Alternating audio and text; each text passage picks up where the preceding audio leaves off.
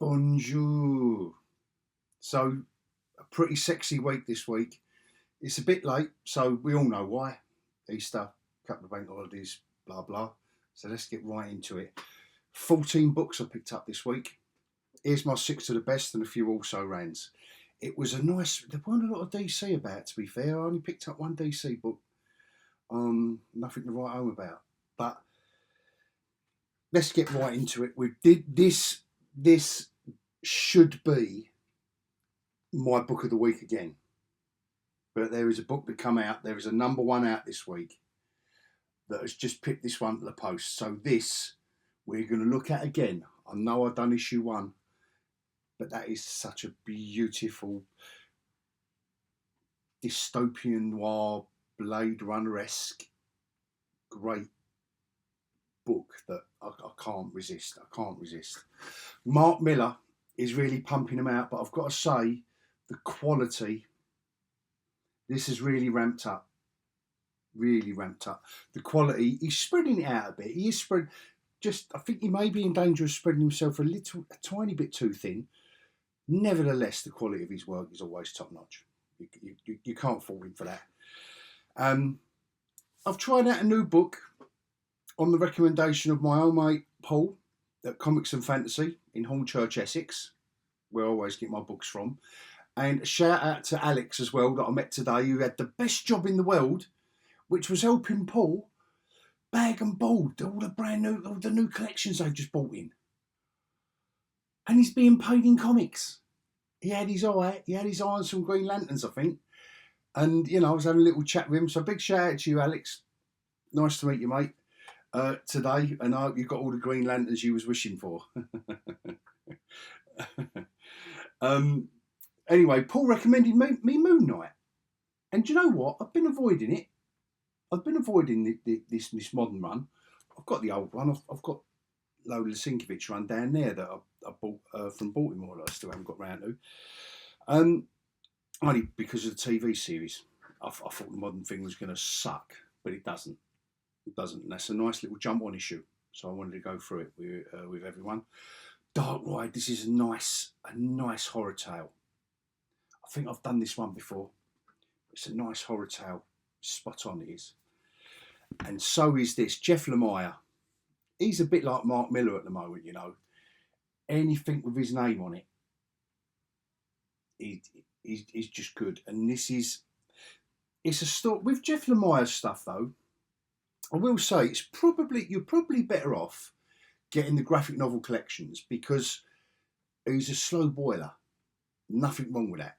Because we're 2 issues in, and he's teased us. He's teased us enough with issue 1.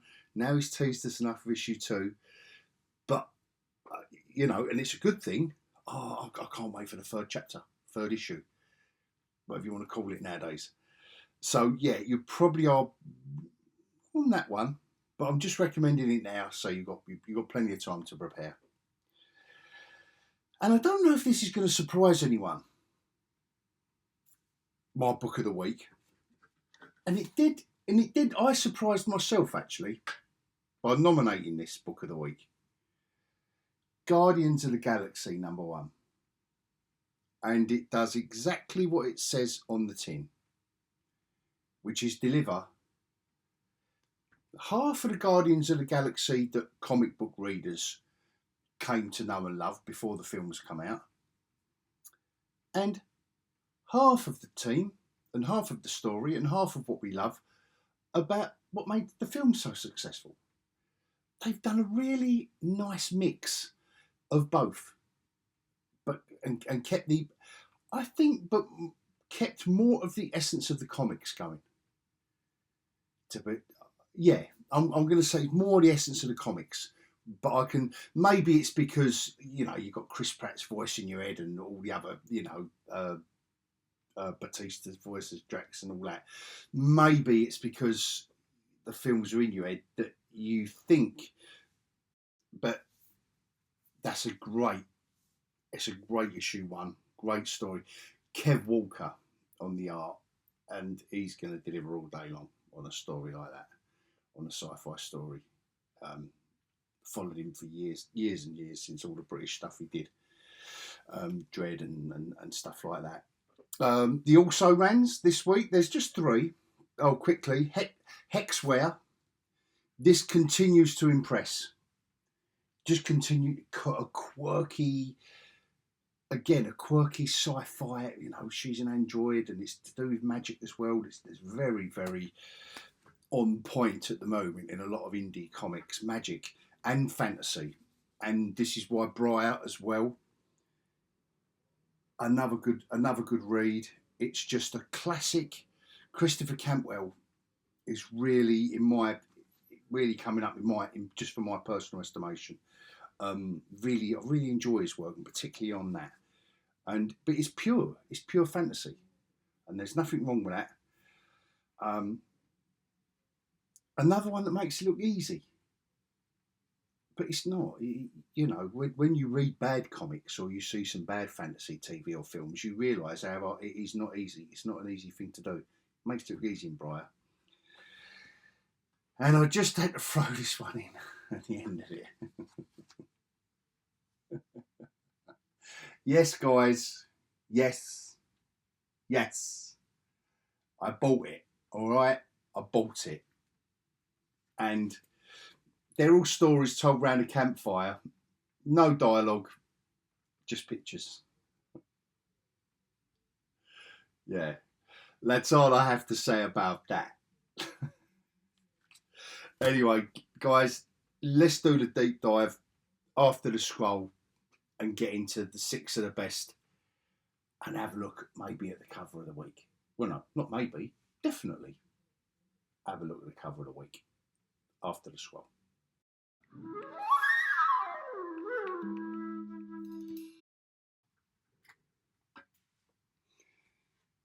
Let's get right into it with issue 2 of this. Absolutely superb. This if you want your future dystopian, and this is such a beautiful mashup. The artwork, as you can see, Francis Manapul is on the art and colours, and well designed on the lettering. Just adding to it's the art. Scott Snyder obviously is a great writer as well. This is crafting a story here which just exists in that Blade Runner world. That's the best I can do for this. The best I can do. It exists in that bleak, rain-soaked, neon-lit future dystopia, and just look how gorgeous it is, with the colours as well from Manuel Design. And it's a noir story. It's a mystery. He's trying to find out who murdered, without being too spoilery. He's after a murderer, and you've got a femme fatale in it. You've got the gangs, you've got the hard men. It has got, here's your femme fatale. I think I pointed this out in issue 1 as well. She's the rich chick that, you're thinking, oh my God, is she luring him in? He's getting angry. He's got the right up about it all because it's not going his way at all. Nothing's going his way, including all of this. Very cinematically done as well with the artwork. The very, very, very well accomplished artwork, all of this. Getting vehicles right, getting cars and motorbikes right takes a lot. It really does take a lot. And, this is just pure cinema. All this stuff. Pure cinema. And, yeah, ends with the Yellow Eyes, the kind of the villain that everyone's been alluding to.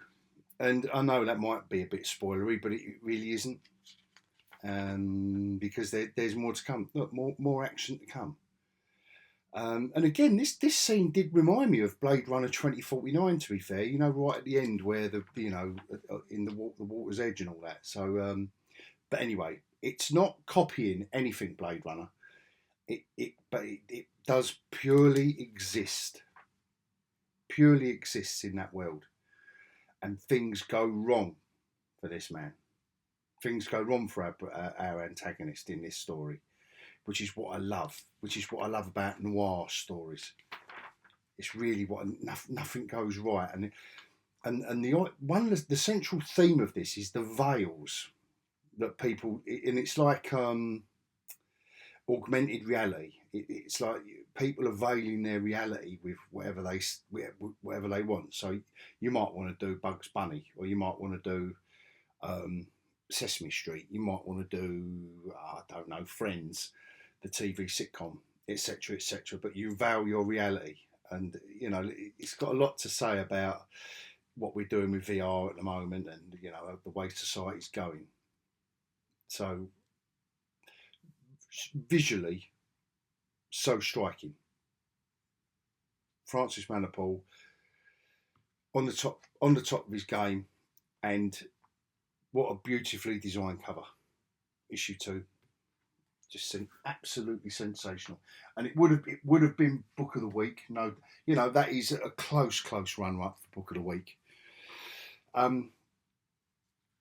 Mark Millar and George Jimenez on the artwork here. Match made in heaven, these two, to be fair. And this kind of deconstructionist superhero story, I don't normally like this stuff. I really don't. I don't know why I like my superhero. You know, I'm a proper old fuddy-duddy when it comes to my superheroes. You know, stuff like The Boys and Kick-Ass and that. I just about enjoy it.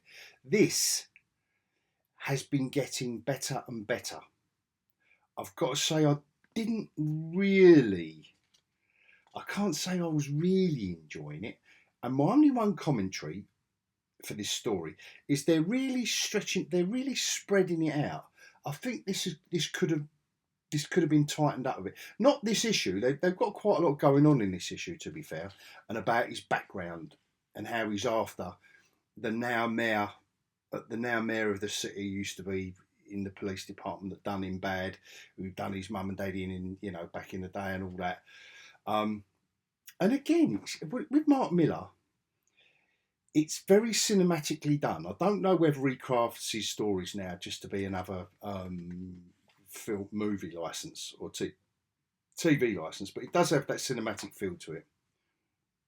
Having said that, it's nicely paced. It just moves along. Particularly this issue, this is why it's in my 6 of the best, because this really cracked along with the story. It really got going in this issue. You know, it was raising the stakes, and I thoroughly enjoyed it. The artwork, the George Jimenez artwork, sensational on this. Matched up with Mark Millar's writing.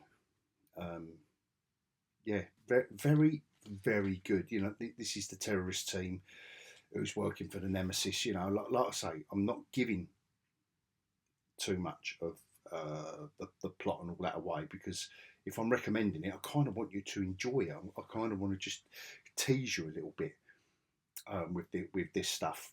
You know, and he's eluding the authorities. You know, he is literally he's the villain of the story. Nemesis, he's the villain. Or you would say yeah, he is. He is a villain. He's an out and out villain, because he's been killing a plenty. I mean, all right, he's on a revenge mission, but no, he's not. You can't put him in that righteous vigilante category, I don't think, which Mark Millar's enjoying playing with. So yeah, I'm enjoying reading it and looking at it. And something a bit more standard. Let's go over to a little bit of Marvel. After, well, I don't suppose Dark Horse is in indie, but let's call it you know, let's go mainstream. And Jed MacKay, I do enjoy his writing. And Paul at the comic shop, shout out to you, Paul, because you did recommend this to me. And I've got to admit, this issue is a decent one-off self-contained story. Great jumping on point. I've never really liked this. I know Warren Ellis, perhaps because I'm not Warren Ellis's biggest fan, who created this iteration of Moon Knight. But this story, this self-contained storyline, the artwork's really nice. And I don't think I've seen their artwork on anything else, forgive me. Alessandro Capuccio, and Rochelle Rosenberg on the colours as well. Shout out to her as well, because she's doing a nice job here. And the artwork. And I've got to admit, I thoroughly enjoyed this as a nice ease. That's why I'm recommending it. If you're going to pick up Moon Knight and you think he's gone down the pan like the TV show, like Oh Dismal Minus, well, no, he hasn't. No, he hasn't. This is still dark and moody, and he's a naughty boy. He's still a naughty boy in this. You know, he doesn't do Tiger any favours at all. Gives you a little bit of, you know. They mentioned Thunderbolt. I love this image. Love that, where she's staking out someone. Proper gothic feel. I love all that. And you know, they're talking about the Defenders, and they're talking about Hawkeye, but in what his Ronin suit. She's asking about his Ronin suit. Yeah, it was nice. It's a little tongue in cheek, but I'm recommending this as a nice jump on issue to get into the new Moon Knight. Obviously, as I'm flicking through these pages, I don't know if you notice, he's not in it a lot, but Mark Spector is, because he's masquerading as someone else. And that's all I'll say. That's all I'll say about that. But I am now looking forward to getting the first 21 comics, the first 21 issues. Thanks again, Paul. You know I don't mean it, darling. You know I love it. Dark Ride. Oh. This really is a dark ride. 5 issues of... And we still don't really know where Joshua Williamson is taking this story. They're both, you know, co-creators. Andrew Bresson on the artwork. I love how they've done the flashback in black and white. And this is one creepy... I know I've done this as a recommendation before, but I'm going to keep recommending it. Again, this will make a nice... This will make a beautiful graphic novel. Because it's all going to be revealed at the end. Like each issue has unravelled a different piece of the puzzle. And I love this bit of backstory and how they love that they just used black and white. They was bold enough to do it. Little bit of gothic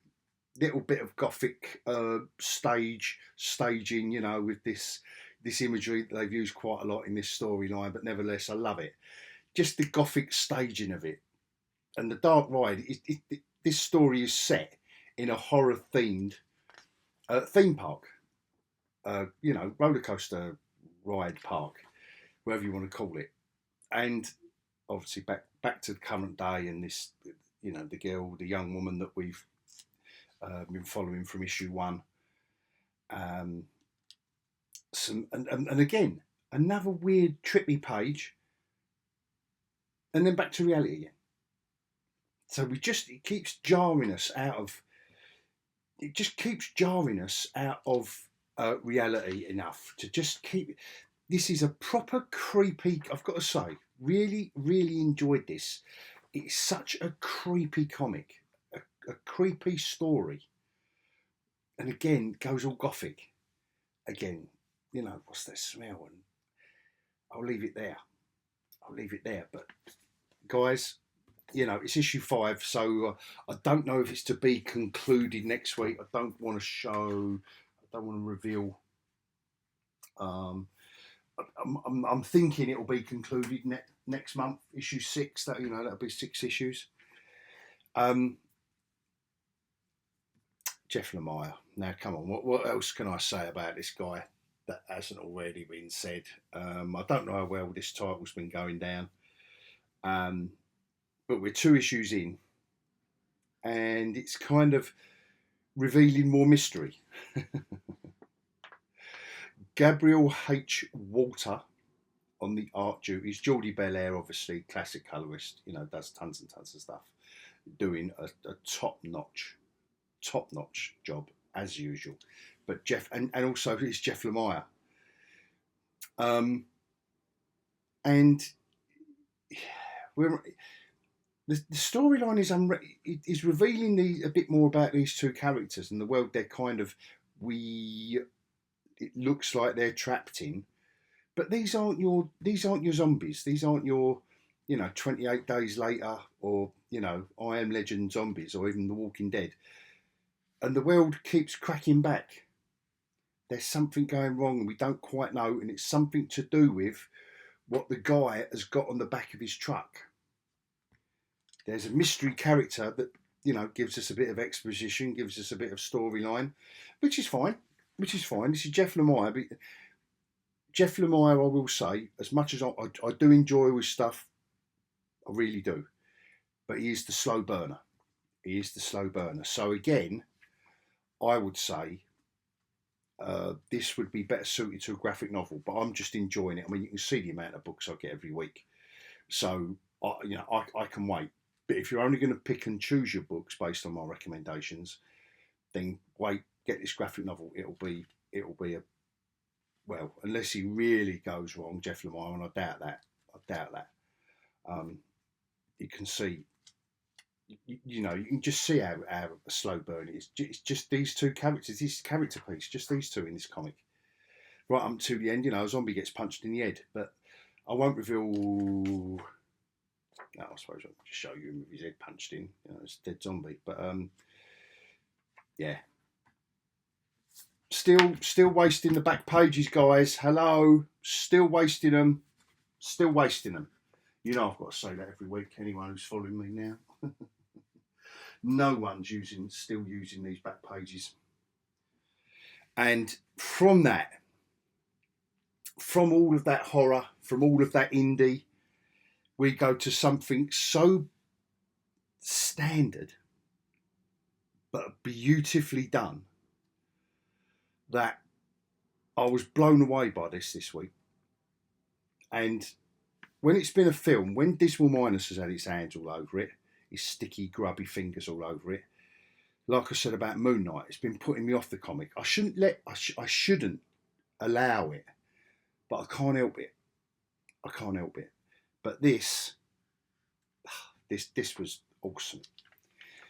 As an issue one, let's just keep it going this way, guys. Obviously just setting it all off on an alien world. We all know who this is. You can't beat an intro. You can't beat a Star-Lord intro where you don't know what planet he's on and you don't quite know. I love that image. It's obviously set on a desert planet, which I know Dismal do love, and I do, rip them for that, but you just got to bear with it. Reminded me a little bit of the film Rango, but that's just me being weird.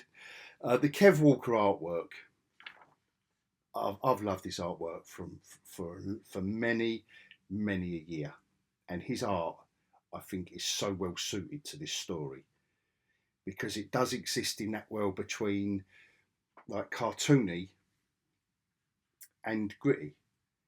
Just literally, those two panels show you how he can just make this work. How he can make a little jokey character, not jokey character, but a more light-hearted, kind of steering us. The writer is steering us along a channel. With no, it's not that. This character here, he's got 4 arms, four hands, 4 guns. Oh, I wonder who's thrown the knife. He's not happy. Star-Lord's not happy about it. Now that is how I want to see Gamora.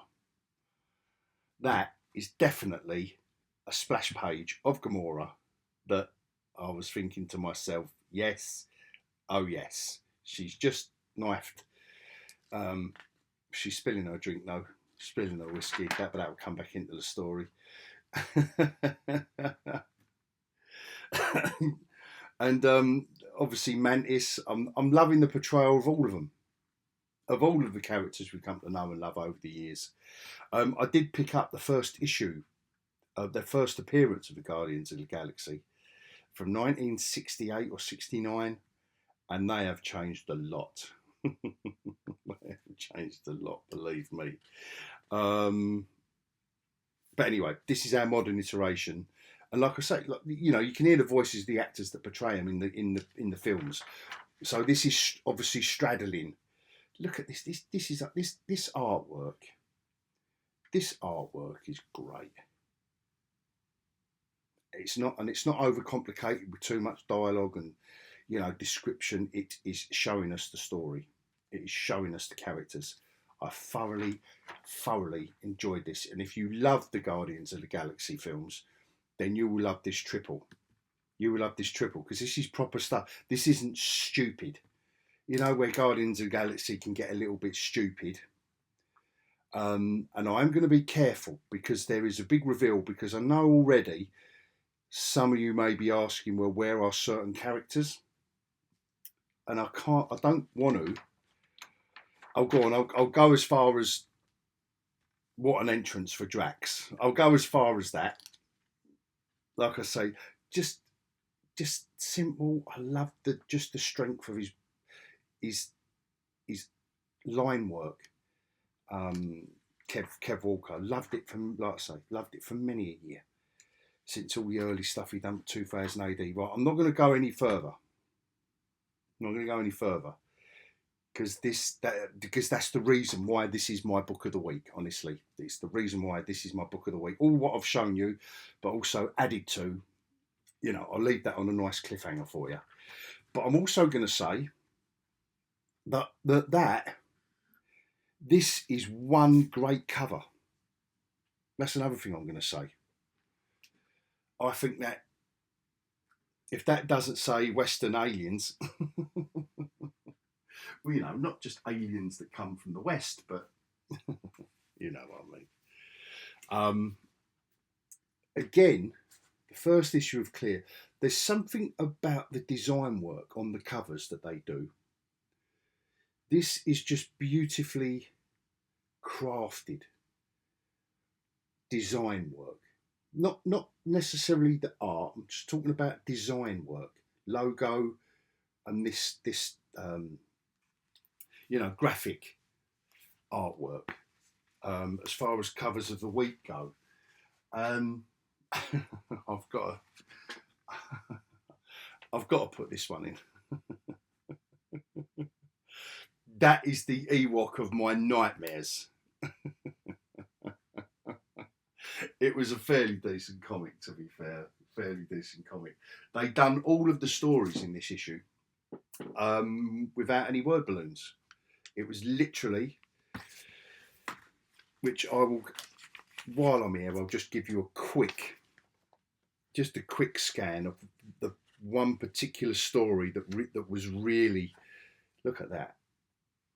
Look at that. Beautiful artwork. That's top-notch stuff, That's top-notch stuff. But as far as the cover's going to go, an evil Ewok's got to sell a Star Wars comic, isn't it? How evil does that Ewok look? Vader is always going to... I haven't been getting Dr. Aphra because it's a bit... You know how it is with Dismal. But with Vader in it, yes, they sold me that comic. Literally, I'm not even joking. They sold me the comic because I know Vader's in it. And it's a tie-in. Hidden Empire was good, and it's a tie-in to that. So with Vader on the cover, I'm getting it. So simple as that. And he does kick the shit out of her. So that was also good to see. Briar, classic fantasy comic book. If that doesn't tell you, I know I moan about these back covers. Look, Briar, why can't you tell us? Yeah, it's ridiculous. But anyway. If they're not going to do that on the back cover, that kind of says exactly what is inside, So this, that, bomb, done. Bit like with Hexware as well. There's something about this character's design that is just right up my street. And no, don't go there. Don't go there. And the last one, a little bit of Alex Ross on Fantastic Four this month. It's all the classic stuff. Wasn't necessarily the best issue of this so far that I've enjoyed. The previous 5 issues have been top notch. It's wobbled a bit this year, but it's one issue that's not totally. I'm not saying it's totally crap. I'm still enjoying it. But out of all those, you can't beat a bit of Alex Ross. But it's not exactly the cover of the week. I think that's this is the kind of artwork that's preaching to the choir, because you're going to buy a Fantastic Four book, whether it's Alex Ross cover or not. This just is a bonus, a beautiful bonus, by the way. You know, just about make out Human Torch there. Look, nice, beautiful. Alex Ross. You know, you're not going to Briar, Ewoks, Hexware.